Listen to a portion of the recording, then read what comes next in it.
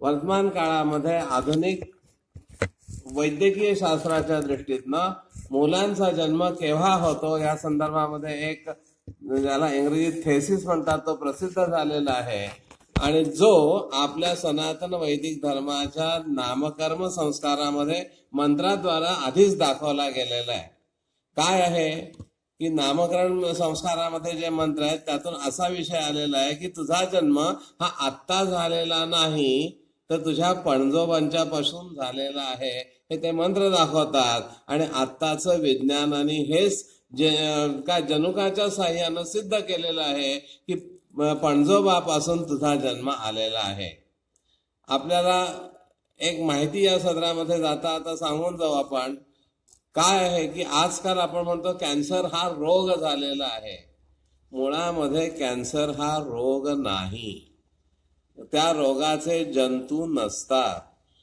तो रोग म्हणजे काय आहे, हे जे जनुकांचे बदल झालेले आहेत म्हणजे आपले जन्म पणजोबांच्या पासून झाला असताना पणजोबांचे जे जनुक आहेत हे आत्ता आपल्यामध्ये आलेले आहेत. त्यांना जर भात खाण्याची सवय असेल त्या पणजोबांच्या काळामध्ये आणि आज जर आम्ही वडापाव खायला लागलो तर ते जनुक आमचे मान्य करत नाहीत आणि मग त्याचा परिणाम म्हणून कॅन्सर ही विकृती शरीरामध्ये निर्माण होते. आपण त्याला रोग म्हणतो पण ती विकृती हे आज वैज्ञानिकांनी म्हणा आणि मेडिकल सायन्सने आज हे सिद्ध केलेलं आहे. मग त्याच पद्धतीनं पूर्वीच्या लोकांनी जर आमचा हा सनातन धर्म पाळलेला आहे आणि त्यातून त्यांना समाधान प्राप्त झालेलं आहे तर आज आम्ही पाळल्यानंतर आम्हाला होणार नाही का? आम्हाला ते समाधान जरूर होणार आहे. काही गोष्टीमध्ये आपल्याला पाहता येईल की हा धर्म कसा परिपूर्ण धर्म आहे. त्याच्यामध्ये एक विषय जर आपण पाहायचा झाला तर इथं आता आपण पूजा करताना पाहिलं की आचमन करा, प्राणायाम करा आणि प्राणायामानंतर संकल्प केलेला आहे. या संकल्पामध्ये काय म्हटलं, सगळ्यांचा अनुभव आहे. संकल्पात काय म्हटलं, मम आत्मना श्रुती पुराण वगैरे वगैरे पुढे सांगितलं. आपला विषय मतलब सुरुवातीच्या शब्दाशी आहे की मम ह्या शब्दानं ह्या सर्वाची सुरुवात झालेली सर्व गोष्टींची आणि मग शेवट करताना इदन्न मम म्हणून सांगितलेलं आहे. सुरुवातीला मम म्हणून गळ्यात घोंगडं घेतलं म्हणून शेवटी इदन्न मम म्हणावं लागलेलं आहे. इतका धर्म परिपूर्ण आहे. सुरुवातीला हे मम काय आहे याच्याबद्दल एक श्लोकही अध्यात्मामध्ये सांगितला होता की द्वेपदे बंध मोक्षाय ममेती न ममेती च ममेती बद्धते जंतुर न ममेती विमुच्यते. माझं म्हटलं की आपण त्याच्यामध्ये अडकतो आणि ते अडकू नये म्हणून त्याच्या पुढे संकल्प सांगत असताना सगळ्यात शेवटचा एक शब्द असतो, इतकं सगळं तुम्ही मागता पण त्याच्यामध्ये श्री परमेश्वर प्रीत्यर्थम, त्या भगवंताच्या प्रीतीसाठी, प्रीती म्हणण्यापेक्षा त्या पदाच्या प्राप्तीसाठी म्हणून मी हे कर्म करतो आहे असाही त्यातून एक अर्थ आपल्याला दाखवला जातो. आणि मग हे जे केलेल्या कर्माचे काही पुण्यादी दोष असतील, पुण्य सुद्धा दोषकारक आहे. पापयुक्त पुण्य वर्तमान काळामध्ये शुद्ध पुण्य होत नाही, त्याला पापाची झालर लागलेली असते. तुम्ही आपण बघा कुठलंही कर्म करत असताना, आता यज्ञ करत असताना शेवटी प्रायश्चित्त का घेतो की यथा सांग, समर्थ रामदास स्वामी म्हणालेले आहेत की यथा सांगते कर्म काही घडेना आणि घडे कर्म ते पुण्य गाठी पडेना.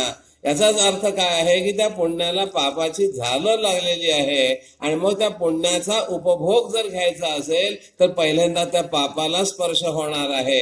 हे पाप कशा तऱ्हेनं होतं याचं आपण नमनाच्या श्लोकात पाहिलेलं आहे की कर चरण कृतम वाक् कायजम कर्मजम वा श्रवण नयन या सगळ्या इंद्रियांच्या द्वारानं आपल्याकडे पाप होत असतं. आणि म्हणून या पापाची निवृत्ती होण्यासाठी, पापाचं क्षालन होण्यासाठी म्हणून आपल्याला धर्मसंस्कृतीनं सांगितलेलं आहे की जुन्या मंदिरांचा जीर्णोद्धार करा. नवीन जर ती सुस्थितीत असतील तर नवीन मंदिरांची निर्मिती करा. याच्यातून आपला पापाचा क्षय होईल. म्हणजे किती धर्म हा परिपूर्ण धर्म आहे हे आपण बघायला लागलो. ह्याच्यामध्ये आपल्याला हे लक्षात आलं. बाकीच्या विधीच्या बाबतीमध्ये इथं आपल्याला धर्म सांगतो, काय सांगतो धर्म, की रोज सकाळी उठल्यानंतर पहिल्यांदा देवतेंचं दर्शन केल्याशिवाय तोंडामध्ये चहाचा थेंब म्हणू आजकाल, पूर्वीच्या काळात पाणी म्हणा, किंवा अन्नाचा कण सुद्धा तोंडात घेऊ नये. आपलं मन शंखेखोर असतं आणि आपल्याला अर्धवट ज्ञान असल्याचा परिणाम आपण लगेच शंका निर्माण करतो. शंका कोणाला येतात? परिपूर्ण ज्ञान असलेल्याला शंका येत नाहीत, पूर्ण अडाणी आहे त्याला शंका येत नाहीत, अर्धवट ज्ञानवाल्याला शंका येत असते. मग तो काय म्हणतो, अहो तुम्ही आम्हाला सांगितलं की सकाळी उठल्यानंतर हे करू नका, मंदिरात दर्शनाचं हे करा आणि मग बाकीचं चहा पाणी काय करायचं असेल ते करा, पण सांगा म्हणे की जर आम्हाला घरामध्ये जननाशौच असेल किंवा मृताशौच असेल तर आम्ही मंदिरात जावं का? शंका बरोबर आहे की नाही? शंका बरोबर आहे, आपण ती पाळतो, आपण मंदिरात जात नाही. मग 10 दिवस पुढे त्याचा विषय विचारण्याचा असा असतो की मग 10 दिवस आम्ही पोटात काही नाही ते राहायचं का? कारण दर्शनाशिवाय खायचं नाही म्हणून सांगता ना तुम्ही. धर्म असं जर सांगतो तर मग आम्ही खायचं नाही 10 दिवस, म्हणजे 10 दिवस उपाशी राहायचं का? आणि 10 दिवस जर अन्न पाण्या वाचून आम्ही राहिलो तर आम्हाला उठता बोलता येईल का? चौघांच्या खांद्यावर जावं लागेल, अशी शंका येते. पण धर्म इतका परिपूर्ण आहे, त्याने सांगितले, धर्मानं असं दाखवून दिलेलं आहे की ज्या वेळेला तुम्हाला अशौच असेल त्या काळात तुम्ही लांबून कळसाचं दर्शन करा. कारण आज आता या ठिकाणी कळसाचा विधी झाला, या कोणाही ब्राह्मणाला आपण विचारलं तर आपल्याला त्याचं लक्षात येईल की या कळसामध्ये गर्भगृहातला जी देवता आहे त्या देवतेचं अधिष्ठान कळसामध्ये निर्माण केलेलं असतं आणि त्यामुळं सगुण मूर्तीच्या दर्शनाचं फळ आपल्याला कळसाच्या दर्शनामध्ये प्राप्त होतं. आपण पाहत असाल की पंढरपूरला गेलं, वारकऱ्यांची गर्दी असली त्यावेळेला काही वारकरी हे पांडुरंगाच्या दर्शनासाठी रांगेत राहत नाहीत, ते मंदिराच्या कळसाचं दर्शन घेतात आणि निघून येतात. कारण त्या कळस बसवत असताना त्याच्यामध्ये त्याच देवतेचं अधिष्ठान निर्माण केलेलं असतं. किती धर्माच्या बाबतीत परिपूर्णता आपण पाहायला लागलेले आहोत. म्हणजे धर्मानं आपल्याला हेही दाखवून दिलं. असं का आम्ही ज्या वेळेला अशौचात असतो त्यावेळेला आपण सगुणात असतो. आपण सगुणात आहोत, 3ही गुण आमच्या ठिकाणी आहेत. आणि गर्भगृहातली जी मूर्ती आहे ही मूर्ती सुद्धा सगुणच आहे, कारण तीही अवयवानं बद्ध आहे. त्यामुळे तीही मूर्ती सगुणात आहे. सगुणाचं सगुणाला अशौचाचा दोष येऊ शकतो, पण सगुणाचा निर्गुणाला दोष लागत नाही. मंदिरातली गर्भगृहातली देवता कोणतीही असली तरी कळस एकाच प्रकारचा असतो की नाही? कळस कसा आहे? निर्गुणी कळस आहे. त्याचा आकार एकसारखा असला तरी एकसारखा म्हणजे काय, फक्त शंकू आकाराचा होत जातो, बाकी त्याच्यामध्ये दुसरे गुण कोणतेही नाहीत. म्हणून आपल्याला आपला अशौचातला दोष हा त्या कळसाला लागत नाही. सगुणाची नित्य पूजा करावी लागते, पण निर्गुणाचं फक्त स्मरण नित्य आपल्याला करावं लागतं. हा भेद आपल्याला धर्मशास्त्राने दाखवलेला आहे. हे कळसाच्या बाबतीतलं झालं. मग कळस असाच का असावा ह्याच्यासाठी आपल्याला धर्मशास्त्राने कारणं सांगितलेली आहे आणि विज्ञानानंही कारणं दाखवून दिलेली आहे.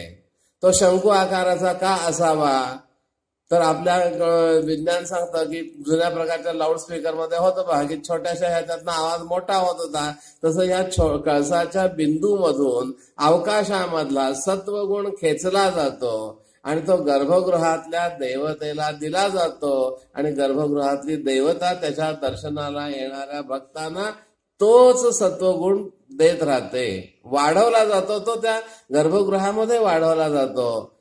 ही ती योजना याच्यामध्ये केलेली आहे.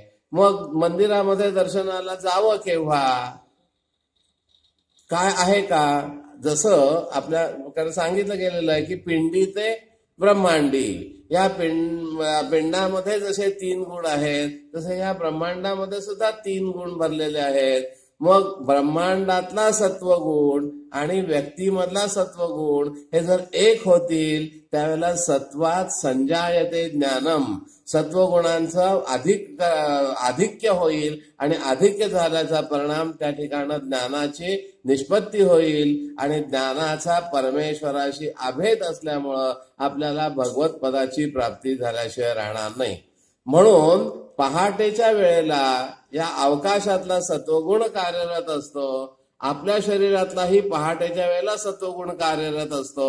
म्हणून पहाटेच्या वेळेला आपण जर मंदिरामध्ये गेलो तर ह्या दोन्हीची एकत्र मिलाप होतो आणि त्यामुळं आपल्याला ज्ञानाची ओढ लागते, भगवंताची ओढ लागते.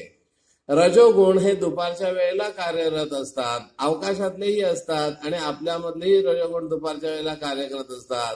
म्हणून आपण व्यवहारामध्ये पहा, रजसो लोभ एवच. गीता सांगते की रजोगुणाचं लक्षण काय आहे की ज्याच्याकडे रजोगुणाचं प्राबल्य झालेलं आहे त्याच्या ठिकाणचा लोभ वाढलेला असतो. आणि म्हणून लोभाद्वारे कशाची हे होती, वेळ कोणती राहते, ती दुपारची राहते. बँकिंग केव्हा होतं, सगळं दुपारच्या वेळेला होतं, कारण रजसो लोभ आहे, तिथं लोभाचंच काम आहे.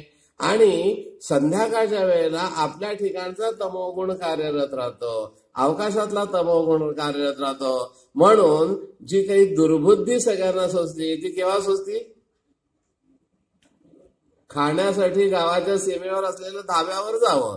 केव्हा असतं, संध्याकाळी. पार्ट्या संध्याकाळी असतात, त्यामुळे तो तमोगुणाचा विशेष आहे, तो संध्याकाळी होत असतो. हे आपण सगळ्यांनी ह्यातनं एक लक्षात ठेवलं पाहिजे. धर्माची आणखीन एक बाब आपल्याला कशी परिपूर्णता कशी आहे हे जर बघत बसायचं तर ह्या दोन गोष्टी पाहिल्या. आणखीन एक गोष्ट आपल्याला दाखवता येईल की आपण पूजेमध्ये जो संकल्प करतो, आध्यात्मिक गोष्टीचं महत्व आहे की उपक्रम जसा असतो तसाच उपसंहार होत असतो. पूजेमध्ये आपण संकल्पानं उपक्रम करतो आणि उपसंहार कशानं करतो, प्रार्थनेनं करतो. उपक्रम वेगळा, उपसंहार वेगळा करून चालत नाही.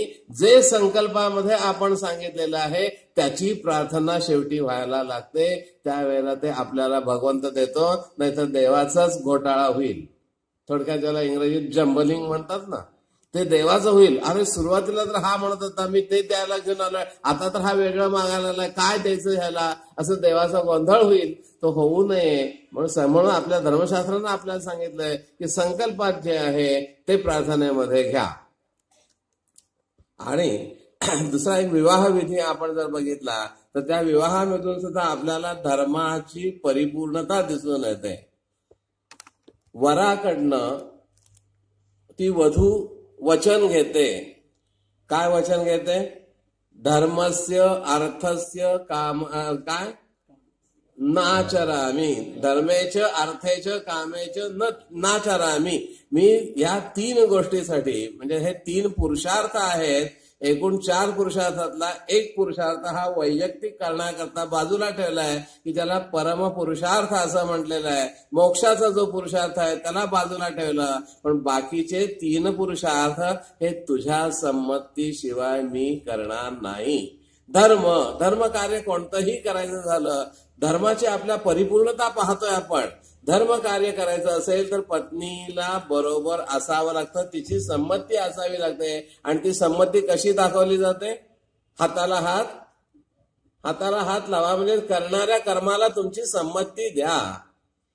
म्हणजे ह्याचाच अर्थ काय आहे की ब्रह्मचार्याला त्याच्या नित्य कर्माव्यतिरिक्त दुसरं कर्म नाही. बरोबर आहे का? बघा म्हणजे किती धर्म परिपूर्ण किती आहे. मग अर्थ मिळवायचा असेल तर अर्थाच्या वेळेला सुद्धा पत्नीच्या परवानगीनंच अर्थ मिळवला गेला पाहिजे. तो कसा, भ्रष्टाचार करायचा असेल पैसा मिळवताना तरी सुद्धा तो पत्नीला विचारूनच केला पाहिजे. आजकाल तर त्यामुळे दोघांनाही शिक्षा नाही तर होऊ शकते. अर्थ झालं काम. काम ह्या शब्दाला आपण बाद करून टाकलेला आहे. काम म्हणजे केवळ शरीर संभोग असा मानतो, पण तसा त्याचा अर्थ नाही. कोणतीही वासना तृप्ती करायची असेल तरी सुद्धा पत्नीच्या परवानगीशिवाय करू नये असं सांगितलेलं आहे धर्मानं. एखाद्याला, कारण काय आहे, वैद्यकीय शास्त्राच्या दृष्टीनं पाहिलं काय आणि व्यवहाराच्या शास्त्रातनं जरी पाहिलं तरी पुरुषाची नाडी ही त्याच्या पत्नीलाच फक्त माहिती असते. तुमच्या सगळ्यांचा अनुभव काय ते तुम्ही ठरवा. बघा त्यामुळं काय खावं पतीनं, काय न खावं, त्याला काय होणार आहे हे सगळं कोणाला कळतं, त्याच्या पत्नीला कळतं, म्हणून धर्मशास्त्र म्हणतं की तिच्या पत्नीनं काय करायचं ते ठरवा. या 3 पुरुषार्थावरती सांगितलं. आणि याचीच पुढच्या बाजूला ज्यावेळेला लाजा होम केला जातो त्यावेळेला पहिल्या 3 प्रदक्षिणेच्या वेळेला ती वधू पुढं असते आणि वर मागून असतो. कारण ह्या 3 गोष्टी तुझ्या सांगण्याप्रमाणे मी करेन म्हणून तुझ्या मागणं मी येतो. ह्या 3 पुरुषार्थाच्या बाबतीमध्ये मी तुझ्या मागून येतो असं दाखवलेलं आहे. आणि 4थ्या प्रदक्षिणेच्या वेळेला मात्र तो वर पुढं असतो आणि वधू मागणं येते. असं जर काय विधी काय धर्मविधी कसं आहे शास्त्र. तर अशा ह्याच्यामध्ये 4थ्या ह्याच्या वेळेला का आहे तर 4थी ही परमपुरुषार्थाची प्रदक्षिणा आहे, मोक्षाची प्रदक्षिणा आहे. तुला वेगळं काही करावं लागणार नाही. तू फक्त पतिसेवा कर, तुला माझ्या मागणं आपोआप मोक्ष प्राप्त होणार आहे हे त्याच्यात दाखवून दिलेलं आहे. आणि म्हणून ज्ञानेश्वर महाराजांनी तेवढ्या करता ज्ञानेश्वरीमध्ये सांगितलं की पतीची या मता अनुसरूनी वागे पतिव्रता अनायासे आपुल्या हिता जागेची पै. हित म्हणजे मोक्ष कल्याण तिचं कशात होणार आहे. केवळ पती आणि पतिसम असणाऱ्या घरातल्या लोकांच्या सेवा करण्यानं होणार आहे.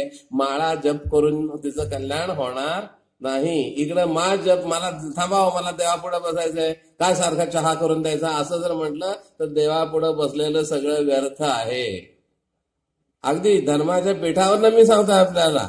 आणि हा व्यवहारातला सगळ्यांचा बहुतेक अनुभव आहे. तर हे लक्षात घ्या की पती ज्ञानेश्वर माऊलीच म्हणतात असं नाही, संत श्रेष्ठ असणाऱ्या तुकाराम महाराजांनी सुद्धा म्हटलेलं आहे. काय म्हणाले, तुका म्हणे पतिव्रता तिची देवावरी सत्ता आहे की नाही. हे सगळे संत दाखवतात. संतांच्या पत्न्यांनी त्या पद्धतीनं वागून आपल्या पुढे उदाहरण ठेवलेलं आहे. आम्हाला सांगा, एखाद्या तरी संताच्या बायकोनं गुरु करून घेतला आहे काय, एक नमुना म्हणून फक्त. आणि मग आम्हाला गुरु का लागतं. संतांच्या पत्न्यांना गुरुची जरुरी भासली नाही, मग आम्हाला ती गुरुची जरुरी का भासली. साक्षात जिता जागता परमेश्वर हातात असताना, पतिरूपी परमेश्वर हातात असताना त्या दगडातल्या परमेश्वराला काय ओळखणार तुम्ही. जिता जागत्या देवाला ओळखू शकला नाही तर दगडातला देव सापडणार नाही. म्हणून पतिव्रतेचं महात्म्य आपल्या धर्मसंस्कृतीनं दाखवलेलं आहे. इतकी आपली धर्मसंस्कृती ही काय आहे, श्रेष्ठ आहे. कारण इतकी आक्रमण ह्या संस्कृतीवर झाली पण ती संस्कृती आहे तशीच जपली गेलेली आहे. आपल्याला एवढंच करायचंय की पुढंही संक्रमित करत असताना आहे तशी गेली पाहिजे, याची दक्षता घेतली पाहिजे. देवाच्या कृपेनं आपण सर्वजण त्या पद्धतीनं प्रयत्न करू, धर्मानं वागू आणि धर्मानं वागायला लावू.